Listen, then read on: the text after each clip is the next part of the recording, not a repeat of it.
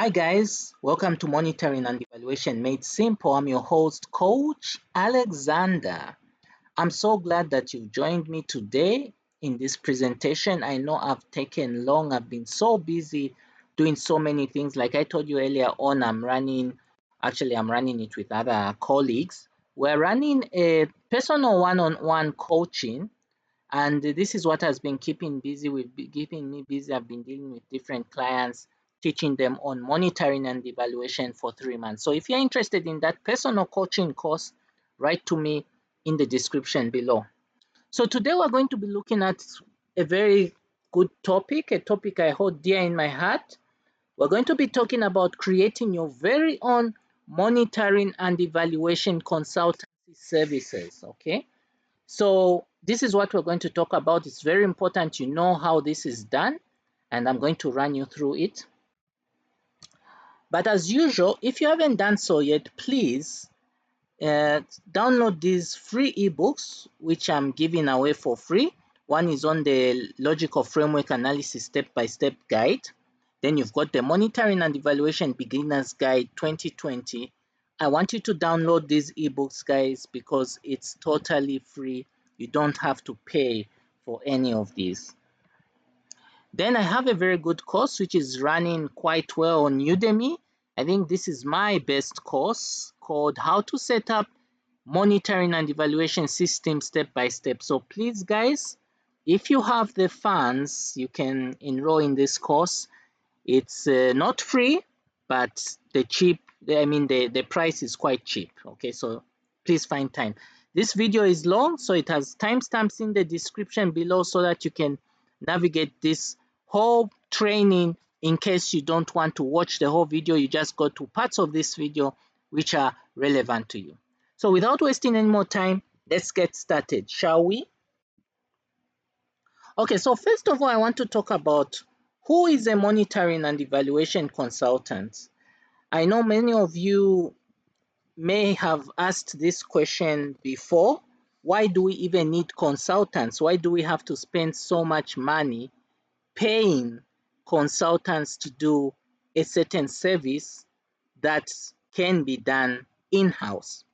Okay, I'll tell you one thing. This was what I used to think before in my previous life. But I want to tell you this, guys. A consultant, they are very important, although sometimes they don't do the job the way you really want it to be done. But I have to tell you that they are very important in this world. And it's mainly because they are rich in experience. They have the expertise, knowledge to solve most of the problems that we face. And in this case, the monitoring and evaluation consultant is an expert. Okay, so usually these are people that have acquired a lot of experience in the field, so they are really important. And I have to tell you this because I've been a consultant before. Sometimes we tend to assume that people actually know, but yet they don't really know. Okay, sorry to say this, but in my experience, it's interesting that you go into an organization and you tend to see things that that you shouldn't be seeing, and those are indications that really support is needed in order to bring the organization to a level that it will be appreciated. So when it comes to monitoring and evaluation, if you're a consultant right now, I want to tell you that you're very important. If you want to get into consultancy, it's a very important step you're making because you are giving your expert advice on problems that organizations may not be able to solve, and that's why they've called you.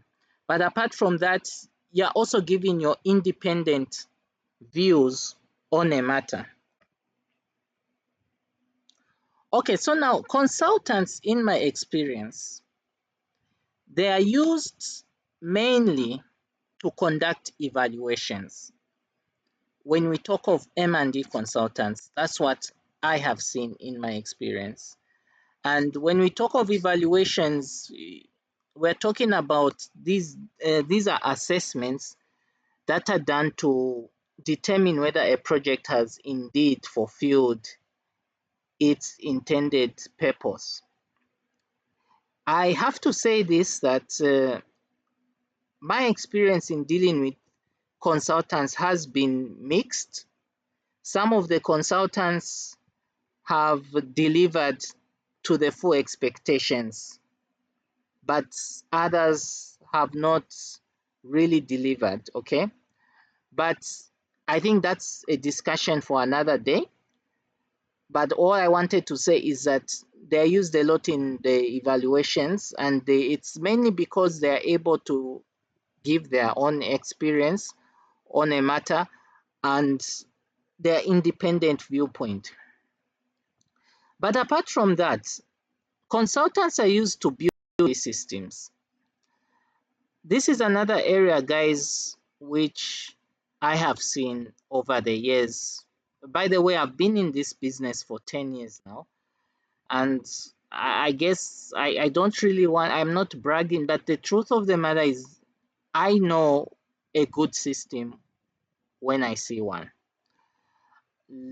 Oftentimes what really fails M&D systems today is because we are not really doing things by the book, and sometimes monitoring and evaluation is seen as a by the way intervention, not something you should invest resources in. Okay, but I'm here to tell you that it's serious business. Okay, and depending on how you take things, you can actually grow a system or destroy it. So the consultants are brought in. When they are brought in to develop an M&D system, it's showing the organization's commitment to see that things actually work. And I think it's a good idea to bring in a consultant just to kickstart the process. Another area where I see consultants come in often is capacity building and training. So what happens here is that they'll come in to do a lot of theory. Okay, they'll give you training on M&E, the principles, things like that. But I have to warn you, many of these trainings are not really practical. And I think this is why sometimes monitoring and evaluation, you can get a certificate from a university, a diploma from a university, all that is theory. But there isn't really that practice, that practical know-how on how you should use this knowledge in practice, how you should implement. So they usually come in, when a consultant comes in to do this capacity building and training, it's usually just theory. But the right way to do it is to train people in an organization on how to use data collection tools in M&E, on how to do the strategic planning, on how to do the indicator referencing, how to do a data quality audit. It's a training should be a how-to exercise. And if you are planning to be a consultant and you want to be doing capacity building, keep that in mind that it needs to be a how-to exercise. It shouldn't be too much of theory. Then another thing, guys, is they are used, and this is the most interesting part. I think this is where you can actually determine whether, sorry about that, whether a consultant is really well versed in what he's doing. They are supposed to actually give you expert advice on how to solve a problem. So oftentimes, I'll give you an example. Let's say an organization is not performing, all right? And yet they've invested so much in capacity building of their staff, yet they've gotten the best softwares in M&E, and they are heavily funded, but they are still not performing. M&D consultants can pinpoint to you where the problem actually is. Okay. Now, one thing I need to tell you is that that's why it's good to have these consultants sometimes, because you actually realize that management in an organization would rather hear expert advice from a consultant.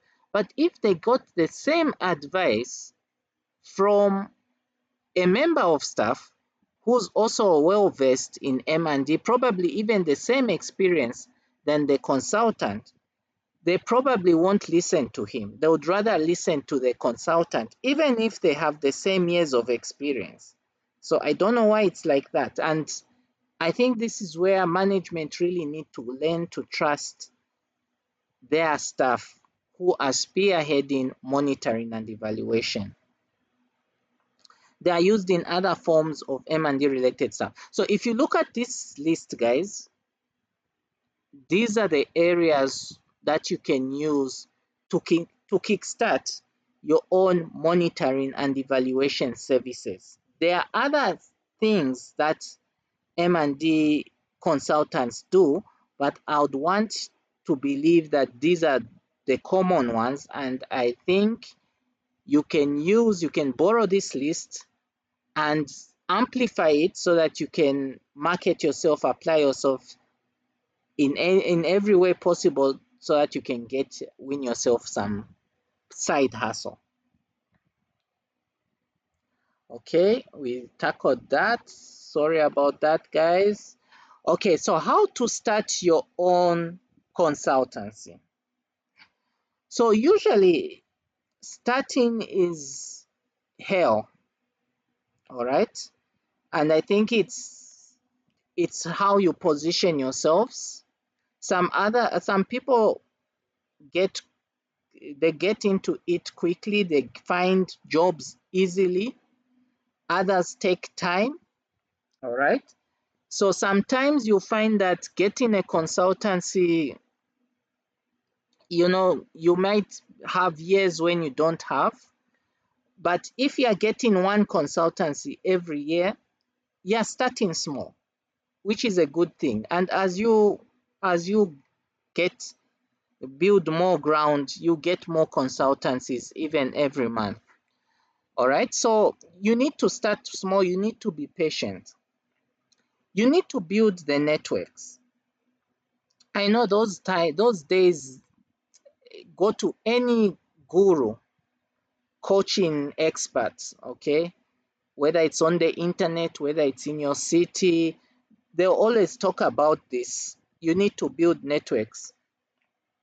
But as the cake keeps getting smaller, all right, and I hope you know what I mean when I say as the cake keeps getting smaller, what I'm just simply saying, it looks like opportunities seem to be becoming more challenging, I mean, especially look at the COVID-19 situation, it has just frozen economies. So when you have a shrinking economy, opportunities are less, money in circulation is hindered, it's less. So you find that even building networks sometimes may not be done. So the key is for you to continue enduring, persevering, and also falling back on networks that you had from your previous life. Okay. First of all, there's one thing I want to tell you guys is that if you're working right now full time and you're thinking of leaving your job to pursue a full time consultancy, it's a good decision, but it has to be done at the right time. One of the things which can be catastrophic is you leaving your job to become a consultant and your consultancy isn't giving you consistent pay. That can be a really huge problem. Okay, so you have to make sure that even if you want to do this thing full time, actually, there's really no harm, guys. Let me tell you, if you're working full time, just do things both ways, all right? Unless you're earning significantly, maybe 3 times more than your salary. I mean, then maybe you can quit your job. But if really you're still struggling to gain ground, I mean, there's no harm you can do. Be working full time. At your own time, you can also be doing some side hustles in consultancy. Another thing, guys, is advertising your skills on social media. I want to tell you that this is one territory which I've seen people not exploring. All right. And for those who are doing it, for those who are advertising their skills on social media, they are not doing it the right way. Okay. So this is one area which is making people rich. All right. You go on the internet, just Google certain places, you find that people are doing so well because they're advertising their. The one thing I can tell you that many of the people are not doing, they are not even paying anything to advertise. Okay, they're doing it for free. If they are paying anything, it's very small. It's a very small amount. So this is something which you should think about. All right, guys. Then tell your friends and neighbors about the service you're offering. Okay. And finally, submit unsolicited applications. Actually, this is what I can say. It can be both solicited and unsolicited. Okay. Submit, let the word go out that you are available for these consultancies. Okay, so now one very important thing I want to tell you. This is a word of caution. When you get your first gig, okay, I'm using the word gig, but I'm sure you know what I mean. It is your first side hustle consultancy. Make sure you do a damn good job. And the reason is that this, one good job, you'll be surprised the ripple effect it can have on your personal life and on your business. The person you've empowered, the organization you have empowered, are going to send out a good word for you. And then, boom, other people will come along to lift you up, to access your services. So it's so important that you concentrate. One thing that you shouldn't be discouraged about is if the payment is small, don't be discouraged. Take up the job. Sometimes, if they cannot even pay you and they are willing to do it for free, just do it because it may help you get now the next big thing that you are waiting for. Okay, so this is something I need to tell you honestly, guys. You need to take this route. Make sure your first job is the good job. You do a very good job on your first job. Okay, so that's all I had for you today. I sure hope you enjoyed this presentation. I would like you to write to me in case you want me to help you with any consultancy, if you want me to be your consultant or something like that, to help you with anything in monitoring and evaluation. But there's also something I want to let you guys know is that I've been running 3 months personal coaching programs for different people around the world. I would urge you to come and enroll. Just write to me and I'll tell you the conditions, and I'm telling you, you will never regret. Okay? So until we meet again, I've been your host, Coach Alexander, and see you on the other side. Bye.